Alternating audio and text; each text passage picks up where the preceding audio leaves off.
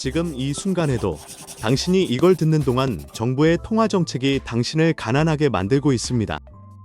가장 나쁜 건요? 진행되는 걸 눈으로 확인할 수 없다는 겁니다. 통장에 20만 원이 들어 있습니다. 오늘은 그 돈으로 살 수 있는 게 있습니다. 하지만 몇 달 뒤엔 같은 20만 원으로 지금과 같은 가치를 사지 못합니다. 왜일까요? 누군가 어딘가에서 당신의 손해로 부를 가져갔기 때문입니다. 이걸 우리는 칸티용 효과라고 부릅니다. 이걸 이해하면 돈을 보는 눈이 완전히 달라집니다. 대부분 사람들은 인플레이션을 날씨처럼 불가항력적이고 무작위라고 생각하죠. 그러나 그건 공정하지 않습니다. 시스템이 이미 짜여져 있고 그 작동 순서가 누가 이득을 보는지를 결정합니다.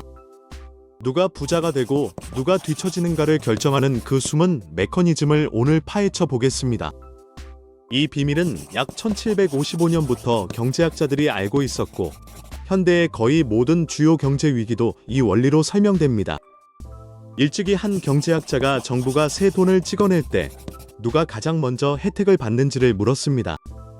그의 발견은 너무나 근본적이어서 오늘날까지도 설명이 됩니다. 핵심은 단순합니다. 새 돈에 가장 먼저 접근하는 사람이 항상 이깁니다. 나머지는 손해를 봅니다. 이 메커니즘은 시간이 흐를수록 더 강력해졌습니다. 디지털 화폐와 양적 완화가 도입되면서 최고 권력층이 새 돈에 먼저 닿기가 전보다 훨씬 쉬워졌습니다. 속도도 빨라졌습니다. 상황을 상상해 보세요. 미국 연방준비제도 중앙은행 건물 안에 거대한 인쇄기가 있다고 합시다. 2020년 팬데믹이 터지고 공포가 널리 퍼집니다. 연준은 결정을 내립니다.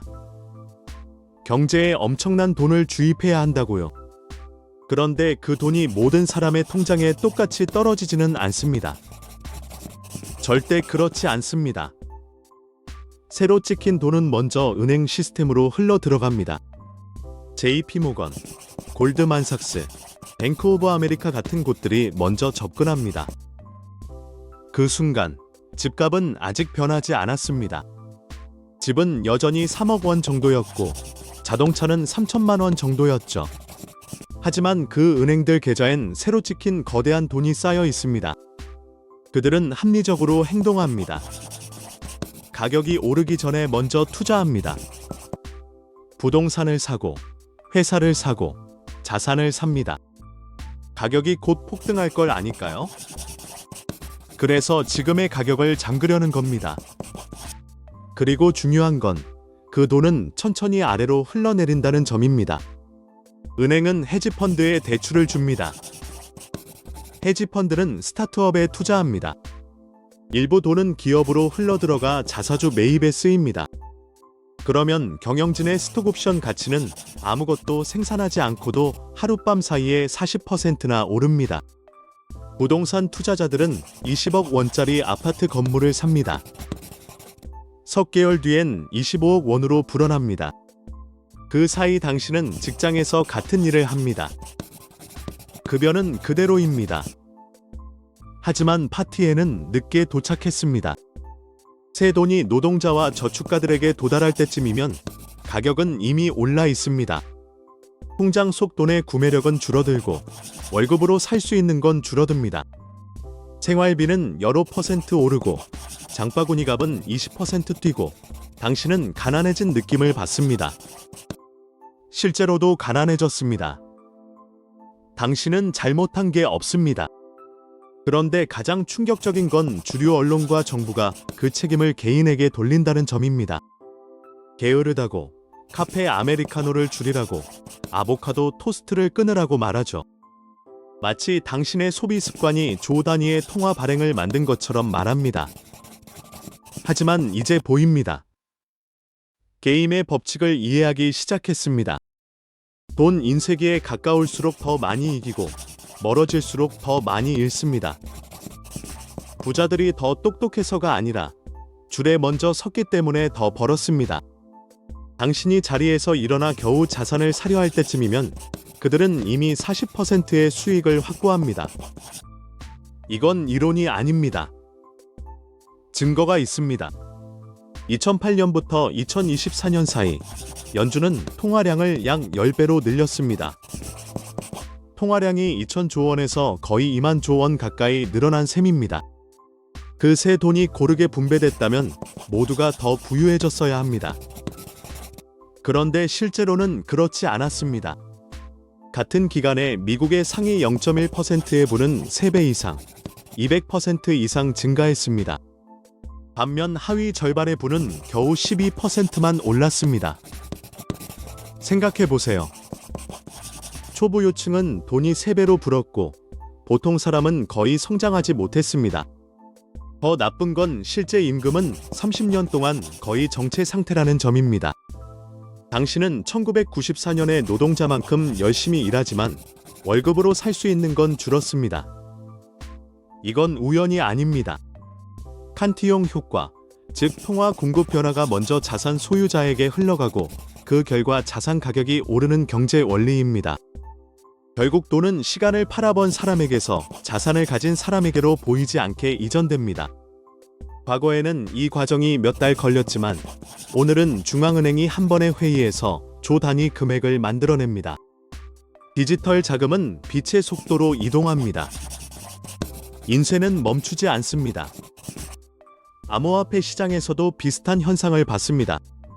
비트코인이 등장했을 때 초기 보유자는 마치 인쇄기 바로 옆에 서 있던 사람들처럼 큰 이익을 봤습니다. 아이러니하게도 옛 시스템을 고치려 만든 새로운 시스템도 결국 같은 원리에 따라 움직였습니다. 그럼 어떻게 해야 할까요? 공황은 최악의 반응입니다. 체념은 시스템이 바라는 것입니다. 대신 게임을 이해해야 합니다. 먼저 월급과 부, 웰트가 다르다는 사실을 인정하세요. 억대 연봉을 받는다고 해서 부자가 되는 건 아닙니다. 부를 만들어내는 자산을 소유해야 합니다. 직원으로만 생각하는 습관을 멈추고 작은 규모라도 소유자 마인드로 생각하세요. 기업의 일부, 부동산의 일부, 인덱스 펀드의 일부를 소유하면 통화 가치가 약해질 때 자산 가치가 올라가는 구조에서 이익을 봅니다. 이건 자기 탓이 아닙니다. 시스템을 이해하는 문제입니다. 돈은 중립적이지 않습니다. 돈은 멀리 있는 사람에게서 가까운 사람에게로 부를 옮기는 장치입니다. 정부가 돈을 찍을 때마다, 비상시 자금을 투입할 때마다 부는 재분배되고 거의 항상 위로 흐릅니다. 시스템이 변하길 기다리는 동안 현실은 이미 바뀌고 있습니다. 구매력은 떨어지고 내 집 마련 가능성은 줄어들고 저축은 가치가 하락합니다. 이 칸티용 효과는 실제로 존재해왔고 벌써 300년 넘게 작동해왔습니다. 그런데 이제 원리가 보이니 선택지가 생깁니다. 무시하고 운에 맡길 건가요? 아니면 돈의 작동 방식을 이해하고 스스로를 보호할 건가요? 학교에서는 이런 실전 금융 교육을 가르쳐주지 않습니다. 그래서 우리가 이 채널에서 하는 일의 가치가 큽니다. 돈과 권력이 실제로 어떻게 움직이는지 부자들이 아는 시스템 메커니즘을 매주 파헤쳐 알려드립니다. 작게 시작하세요. 매달 소액이라도 인덱스 펀드나 ETF에 넣으세요. 부동산 펀드, 배당주, 자기개발을 통한 고수익 스킬 투자도 있습니다. 중요한 건 돈이 그냥 통장에 놀게 하지 않는 습관을 만드는 것입니다. 이제 이 구조를 알게 되었으니 더 이상 시스템의 희생자가 되지 마세요. 전략을 세우고 자산을 소유하고 돈이 나를 위해 일하게 만드세요. 작은 차이가 시간이 지나면 큰 격차를 만듭니다. 이 내용을 계속 보고 싶다면 머니 스케치 채널을 구독하고 알림 설정 해두세요. 좋아요 한 번만 눌러주시고 댓글로 여러분의 생각과 대응 전략을 공유해주세요. 다음 영상에서 더 깊이 들어갑니다. 시청해주셔서 진심으로 감사합니다. 끝까지 함께해주셔서 정말 큰 힘이 됩니다. 앞으로도 유익하고 재미있는 영상으로 찾아뵐 테니 채널을 구독하시고 계속 함께해주세요. 감사합니다.